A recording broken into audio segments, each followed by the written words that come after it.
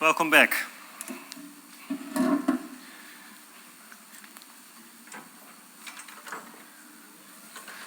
So, Dirac introduced his equation, which has very much the same form as we have for the Schrödinger equation. We have the time derivative of our wave function is equal to the Dirac Hamiltonian times the wave function, RT.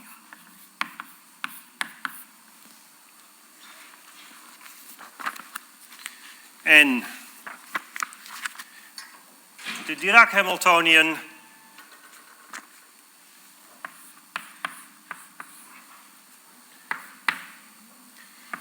is given by our Dirac matrices, which are 4 by 4 matrices, and then the dot product with the momentum of the electron plus some external potential plus alpha 4 mc square.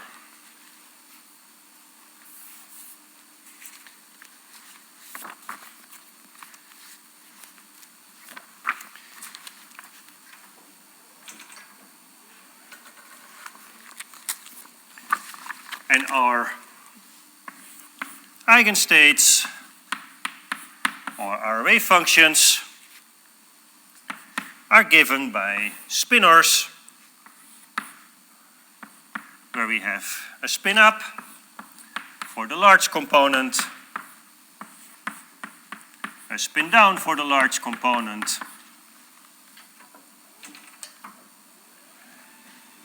and then the same for the small component.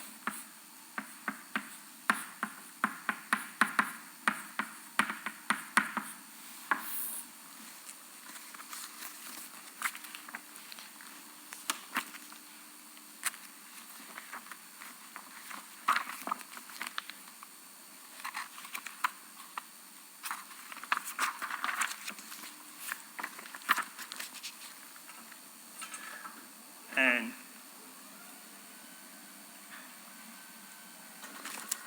in the case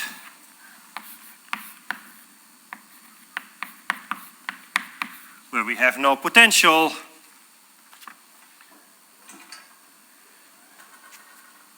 we can find 4 solutions. And let me write down the solution for the spin up. This is just, as in the non-relativistic case, a plane wave, P dot R,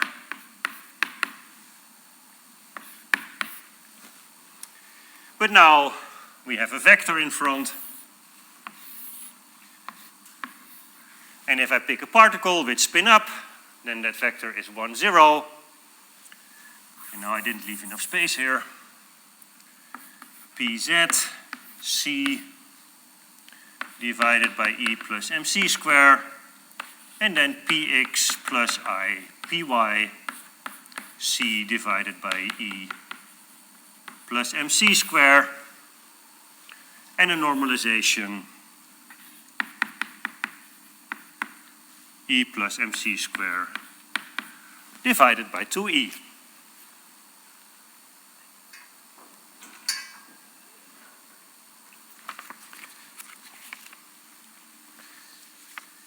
What I would like to do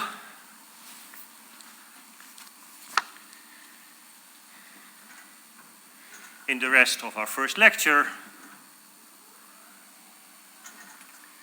is to have a look how the Dirac equation relates back to the Schrödinger equation. Oh, and by the way, the derivation of this is going to be part of your first homework problem, where you basically have to show that indeed this is an eigenstate of your Dirac Hamiltonian. What I would like to do in the rest of the lecture today is to have a look at the non-relativistic limit.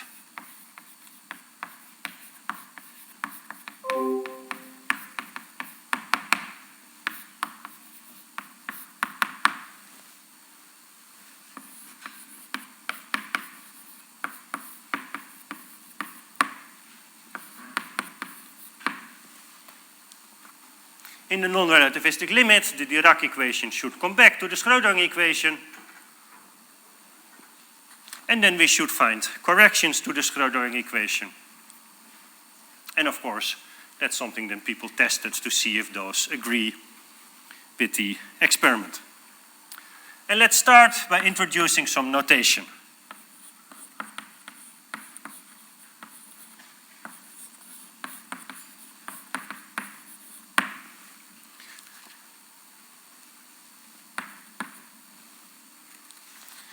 And I will not provide the script of the notes, or sorry, the picture of what I write down, but if you look in the script, then I'm relatively close following the script. So if you look at the section where we have the non-relativistic limit, then I basically follow what is in there. So first of all, I do not like to write down vectors of length 4,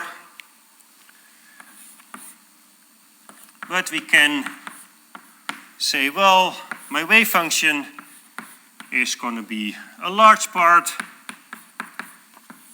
and a small part. And then, of course, the large part is going to be a spinor, where I still have a vector of length 2 for spin up and for spin down.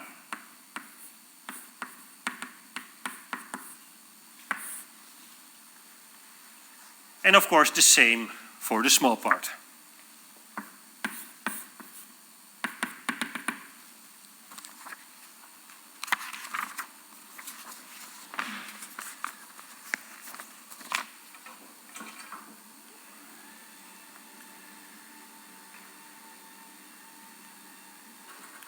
With that, namely, I can use the Pauli matrices instead of the Dirac matrices. So the x component, the y component, and the z component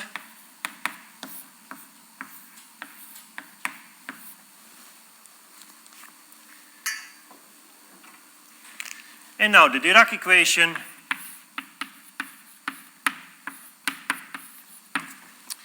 can be written down as a 2 by 2 matrix, where we have the time derivative plus the potential plus mc square on the diagonals,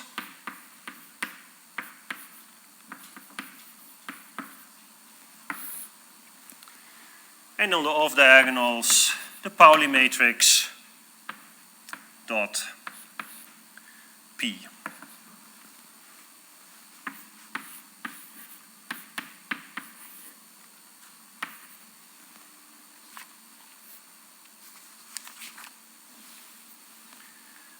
And let me add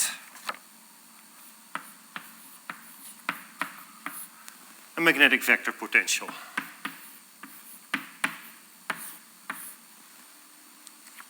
For completeness.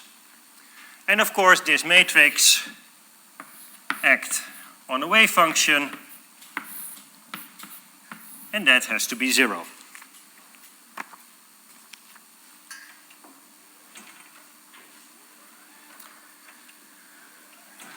Note that I'm suppressing all arguments of my functions just to make things a bit smaller when I write things down. Now, I want to look at the non-relativistic limit, and in principle we can still write down the Dirac equation by using the Dirac Hamiltonian. And you could say, well, I'm just going to then make a series expansion of the Dirac Hamiltonian. Instead I'm putting in this time derivative inside my differential equation, and relativistically the energy is the square root of p square plus mc square. Whereas non-relativistic, we have the Schrödinger equation and the energy is 1 over 2m p squared. So we will start to make Taylor series expansions at some point, but we shouldn't make them around the point where our energy is 0, but we should make them around the point where the energy is the rest mass of the particle. The Dirac energy is not the same as the Schrödinger energy. So that's why I would like to have my time derivative in here, such that I can replace it by the energy, then go to the kinetic energy or take out the rest mass energy, and then turn it back into a differential equation.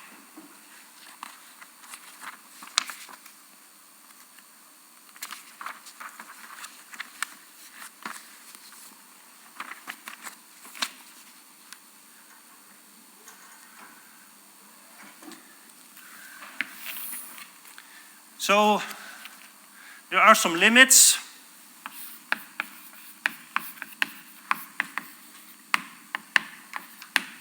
that this will bring, because I will replace the time derivative by the energy, and that is only allowed when your Hamiltonian is time independent.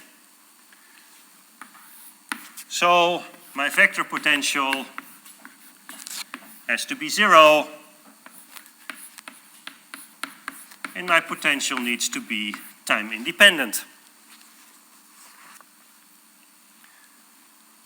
Which, of course, when we start to look at the interaction with electromagnetical fields, is a problem.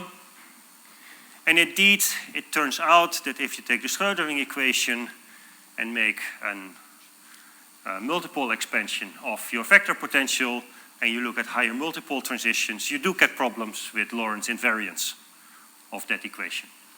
So then you have to go back to the Dirac equation, because then the limit that I derive here is no longer valid. So this is not something that you just do because, well, I don't want to take in all those notations. It actually is restricting you to a set of solutions. Of course, an important set of solutions, but it is a restriction. Under these limits, I know that for eigenstates,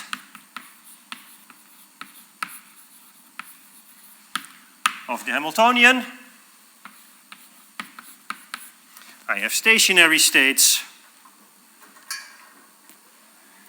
n I h bar d dt psi, then is the energy times my wave function.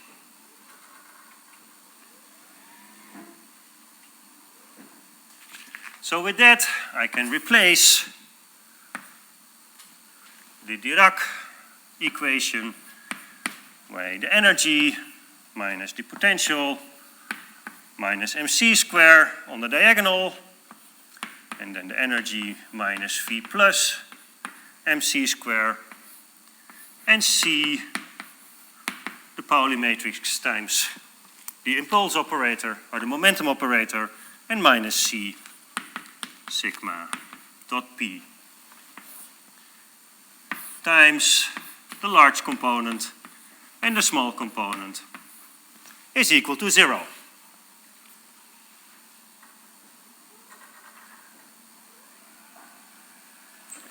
So with this we have two coupled differential equations.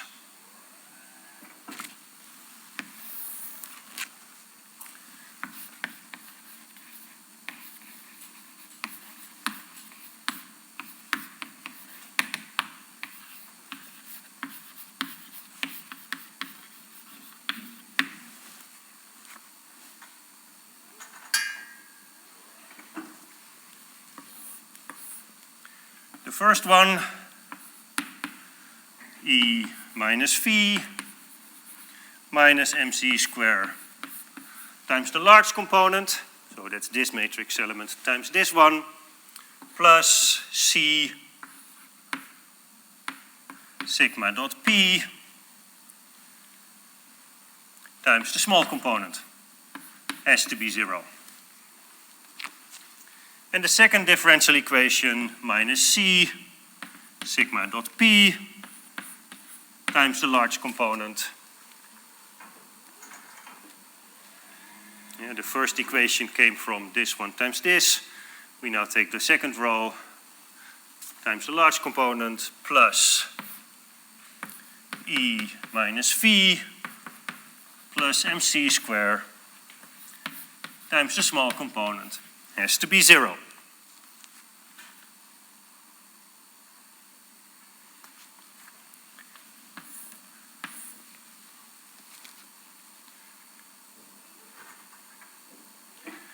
We can now divide the second equation by E minus V plus mc square and get an expression from the small component. So your small component is equal to the large component with an sigma dot p and then the prefactor c divided by E minus V plus mc square. So once we know the large component, you can immediately calculate the small component. We can now take the first equation and replace the small component by the large component. And we have E minus V minus mc square times the large component. I bring this to the other side. So that is equal to sigma dot p. Then we have here a c and there a c. So that is c square divided by E minus V plus mc square. And then we have sigma dot p times the large component. Did sigma dot p times the large component.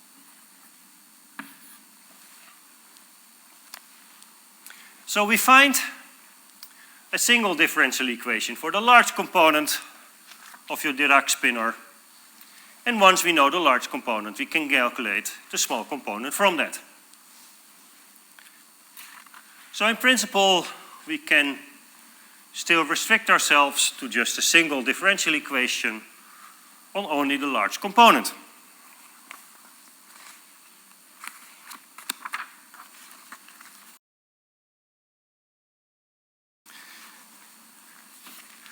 Now I want to show that the top of the two equations that acts on the large components can be transformed into the Schrödinger equation, including the corrections that Darwin and Pauli made to have the spin interaction with the particle on top of that. So for that, we're going to replace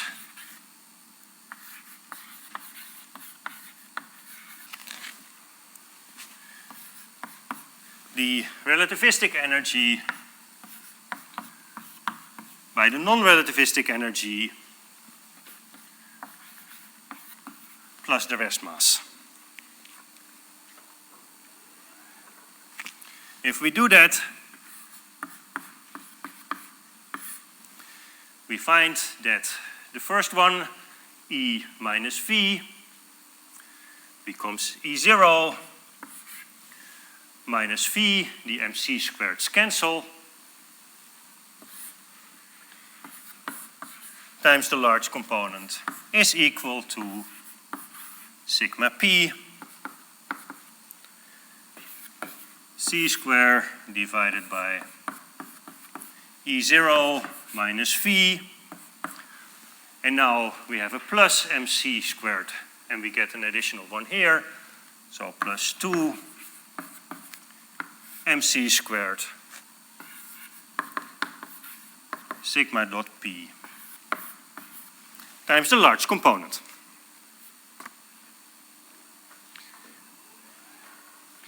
Now in order to get back to the Schrödinger equation, we make a series expansion. And I'm going to assume that E0 minus V, so your kinetic energy, is small compared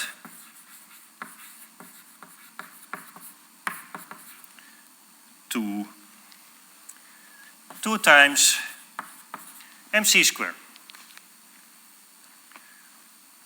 What is 2 mc squared for energy scale?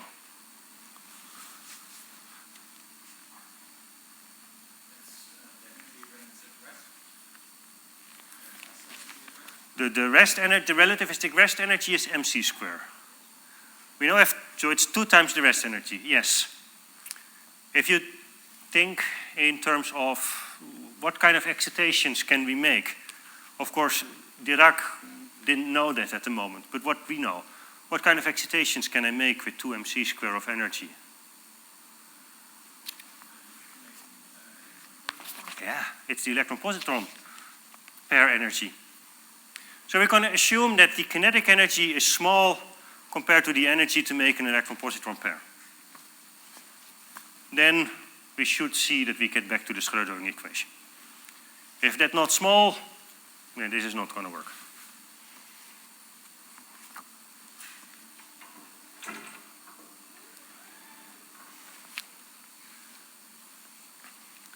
So we make a Taylor series.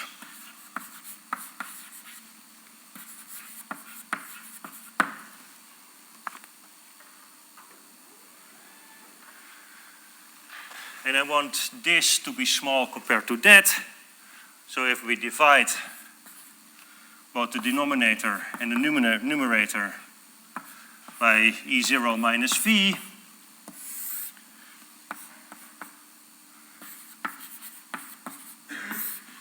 then we see that we can make a geometrical series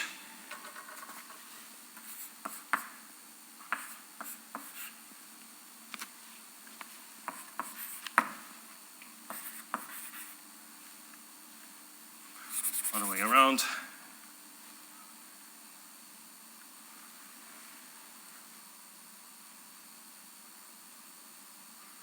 I'm dividing the wrong thing because this is going to be big.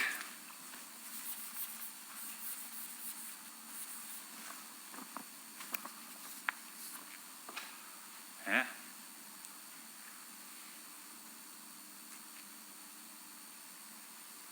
Yes, I have to divide by 2 mc squared, 1 plus E0 minus V divided by 2 mc squared, and then make a Taylor series in E0 minus V over 2 mc squared.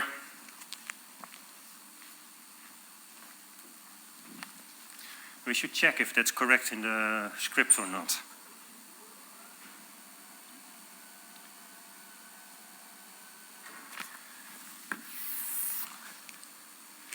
And then if we do this, we get c squared over E0 minus V plus 2mc squared is equal to 1 over 2m. And then a sum n is 0 to infinite minus 1 to the power n E0 minus V over 2mc squared to the power n.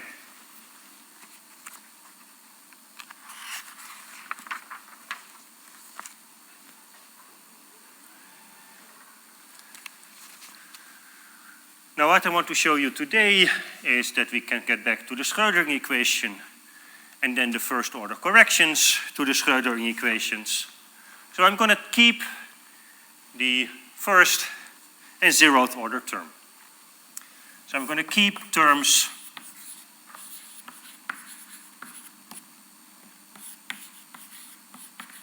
linear in E.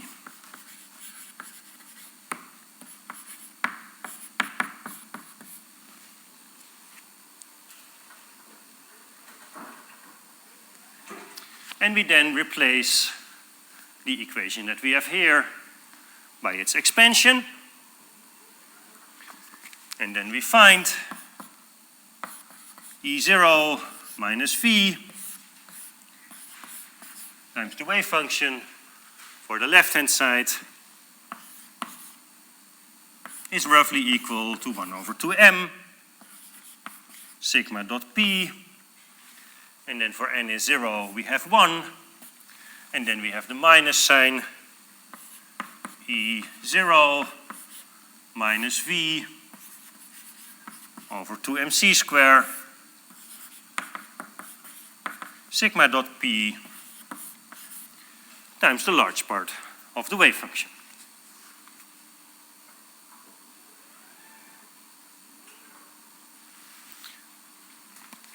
Here we have a sigma dot p times 1 times a sigma dot p.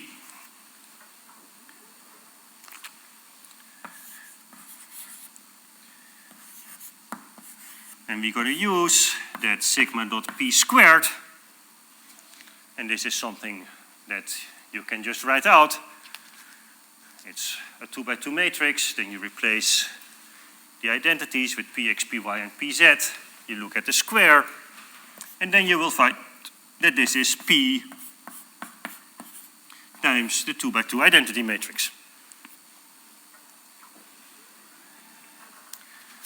So for the 1, we will be able to make nice simplifications. But we also should note that p times v is not v times p. Your potential can depend on space, so the derivative is not the same, so I'm not allowed to commute this with the potential.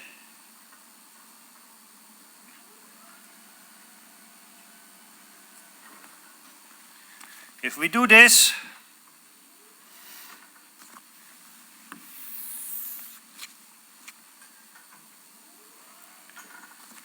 then we find that 1 over 2m p square, 1 over 2m p square, because my sigma squares just become 1, plus v, which I have here, and bring to the other side, plus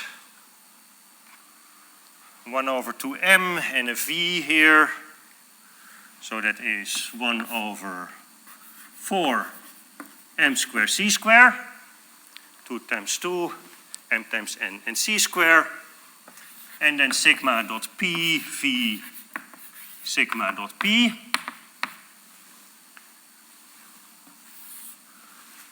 And then we have the energy term in here, minus 1 over 4 m square c square p square E0 times the large part of the wave function. And then the only term that I haven't used is this E0. So this thing is equal to E0 times the large part of the wave function. So we have 1, 2, 3, 4 terms times the wave function is the energy times the wave function. Now, if we neglect all terms where we have an 1 over m square c square in the denominator,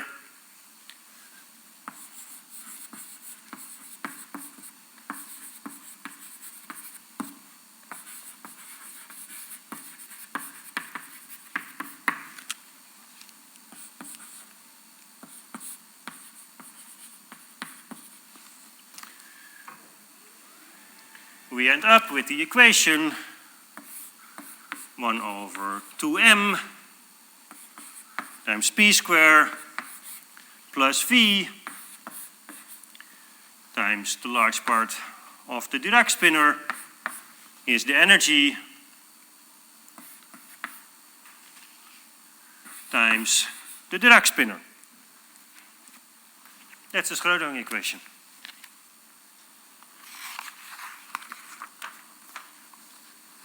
So, in a non-relativistic limit, where we truly neglect all corrections, the large part is basically describing the electron, and we're back to the Schrödinger equation. Now let's have a look what the first order corrections are going to give. And these are the corrections that scale with 1 over 4 m squared c squared.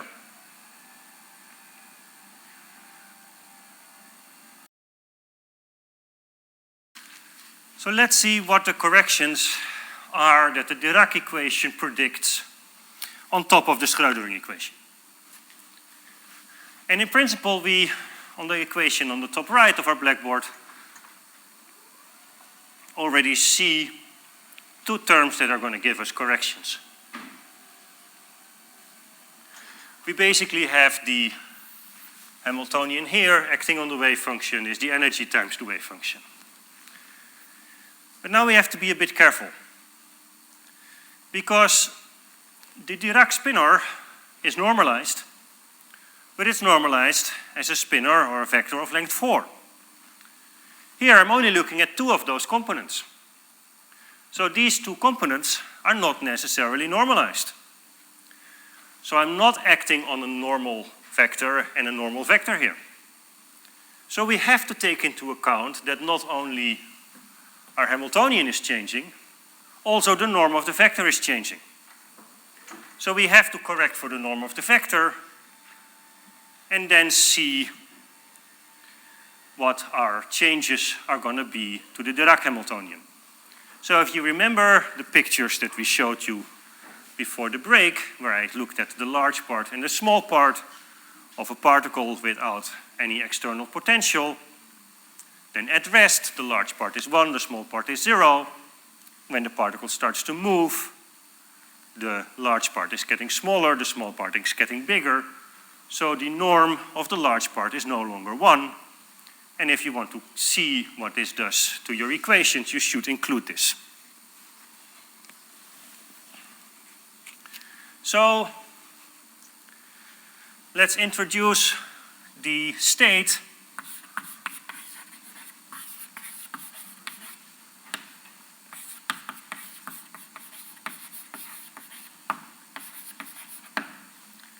we have the state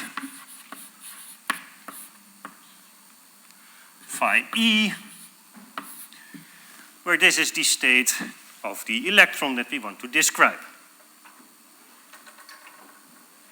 Whereas in Dirac, you have the large part and the small part.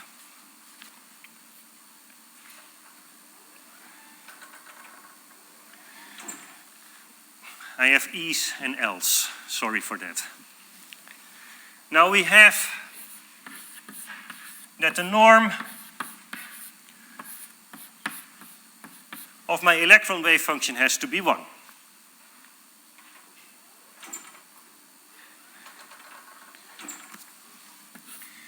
And also in the Dirac equation, the norm of the large part plus the norm of the small part has to be equal to 1. Do I have the equation still on there? If you look back somewhere here, we had the relation between the large and the small parts. So we can basically use this to replace the norm of the small part here by some operator times the large part, and then see how the norm of the large part is changing when I have non-zero momentum, and add that into our equations.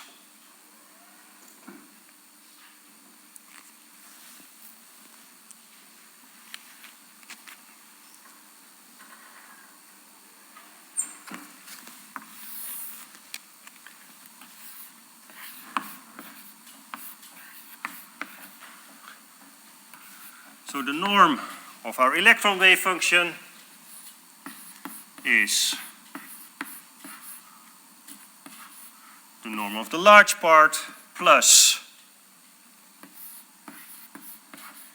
the small part, which I now replace by the large part times an operator,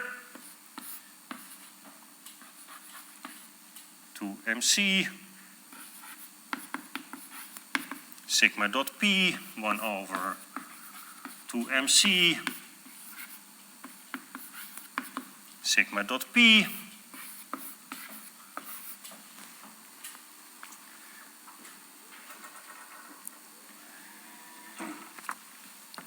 and this is psi L 1 plus 1 over 4 m square c square p square times the large part.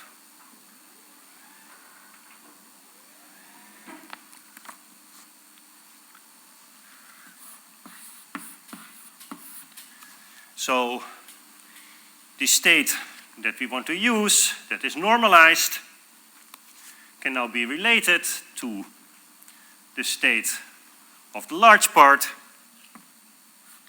and this is then the square root of 1 plus 1 over 4m square c square p square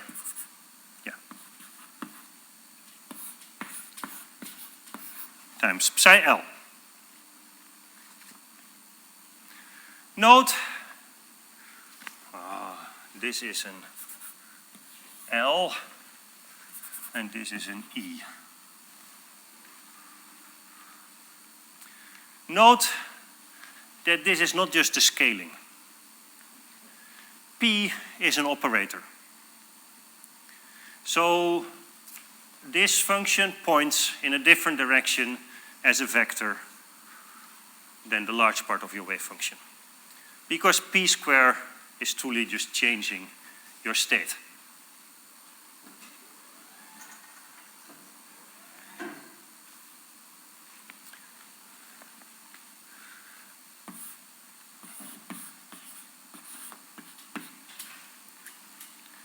Now we can make a series expansion, because we were making series expansions anyhow. So this is roughly equal to 1 plus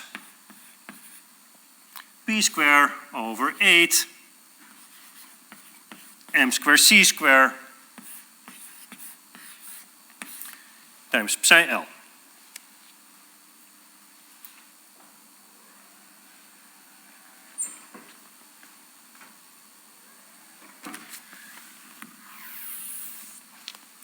Now I have an equation that acts on psi L. I want to have an equation that acts on psi E, so I don't want to expect my normalized state on the unnormalized, but I want to do this in the other way around.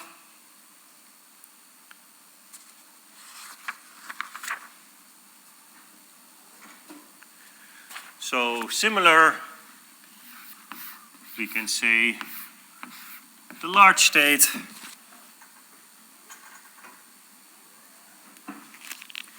is 1 plus 1 over 4 m square c square p square, and now to the minus 1/2, so basically inverting what we have here,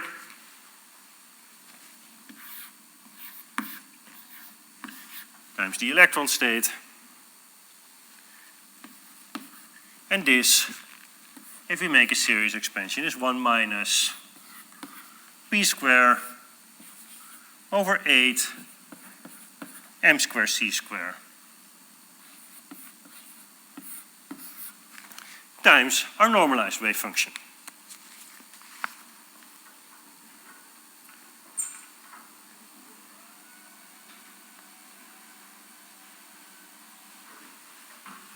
So we have on top the differential equation that tells you how the wave function evolves in time, but that wave function is not necessarily normalized.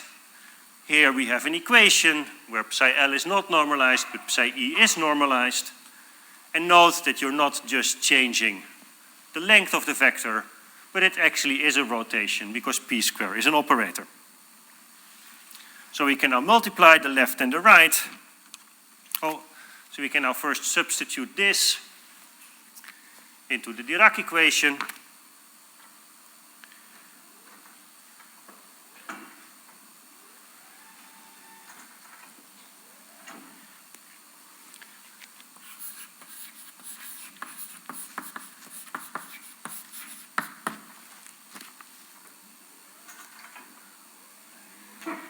And what we get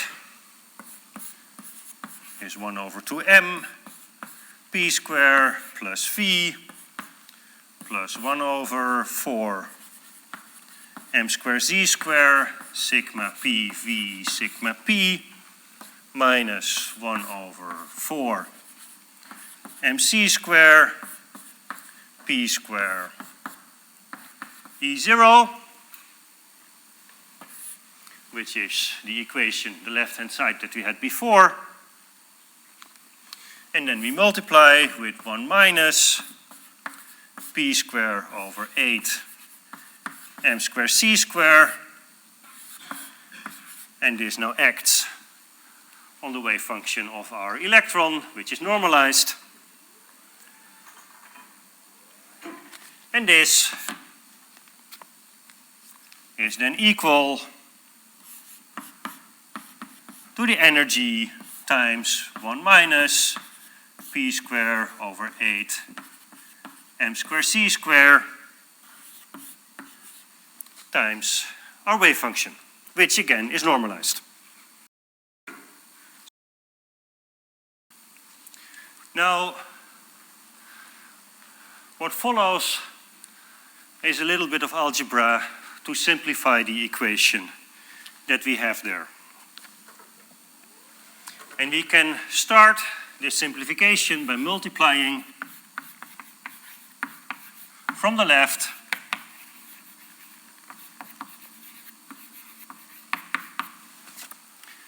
by 1 minus p square over 8 m square c square.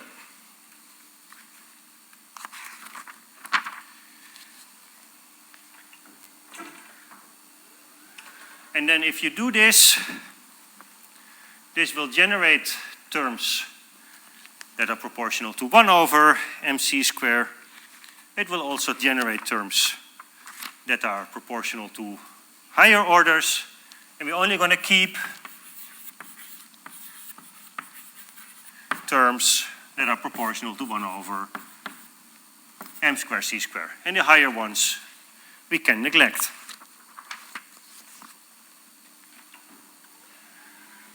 So a little algebra yields.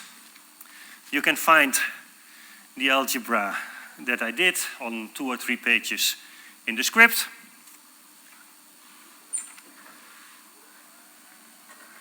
And the result is that our Hamiltonian is equal to 1 over 2m p square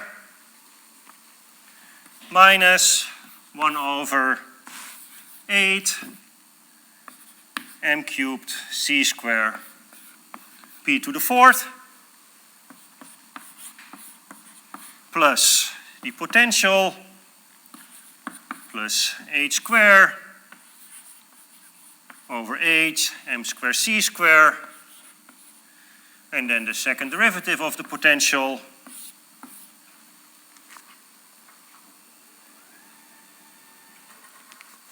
and then plus h bar over 4 m square c square, and then the Pauli matrix, the first derivative of the potential cross p. And I already wrote down the Hamiltonian, so then the equation is the Hamiltonian times the wave function is I h bar times the time derivative of the wave function. And we see that besides the Schrödinger equation, we get 3 new terms.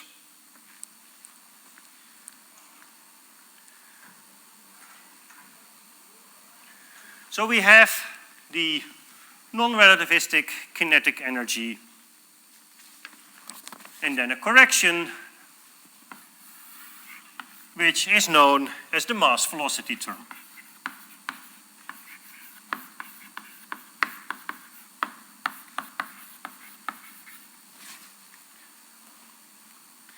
Then we have the potential and a correction to the potential, which is related to the retardation effects, and that is known as the Darwin term.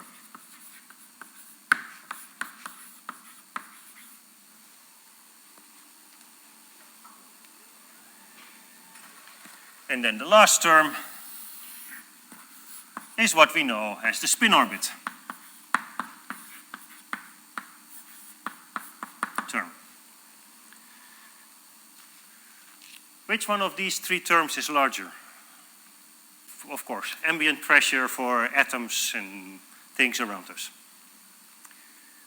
300 Kelvin excitations of 1 eV that we have when sunlight shines in. Can we completely neglect them? Do you have an idea? Yes, very good. The spin-orbit coupling term is discussed. The other 2 you never hear about. Yeah, they're all 3 equally important. I was at a conference maybe even 10 years ago now, where somebody developed a new code and he did calculations and it didn't fit. He just got different results and they had no understanding where it came from. He was not including the mass velocity term and the Darwin term in his calculations. We always include them. If you want to calculate the eigenstates of carbon, you have to include them because otherwise you are off by a few percent. Not much, but more than that you want. You don't get the stability and the energies that you have. So these 2 terms actually influence the physical world around us. Now, why do we talk about spin orbit, but never about the Darwin and the mass velocity term? Because you're completely correct. You hear about spin orbit, but nobody talks about the Darwin term or the mass velocity term. Why is that? Symmetry. The mass velocity term is just changing a number. Your binding energy is going to change by a few percent. The same is true for the Darwin term. It's just changing the size and the shape of the potential a little bit. No new physics. The spin orbit term is the first term that couples the spin to the potential. So it lifts degeneracies. Where before spin up and spin down were degenerate, now the angle of the spin with an angular momentum, with an orbital angular momentum, is going to give you different energies. So this is the symmetry breaking one. That's why we discuss it much more than the other 2. All 3 terms are there. So next week I will continue from here. I will have a look what happens in spherical symmetry, what the spin-orbit coupling term actually is doing. And I will have a look at a few of the symmetries that we have in the Dirac equation. Are these still the same symmetries that we had in the Schrödinger equation? The answer is no. And then how can we work with them? And then I think we have a break, and the week after that we can do the hydrogen atom. Thank you for your attention, and we see each other next week.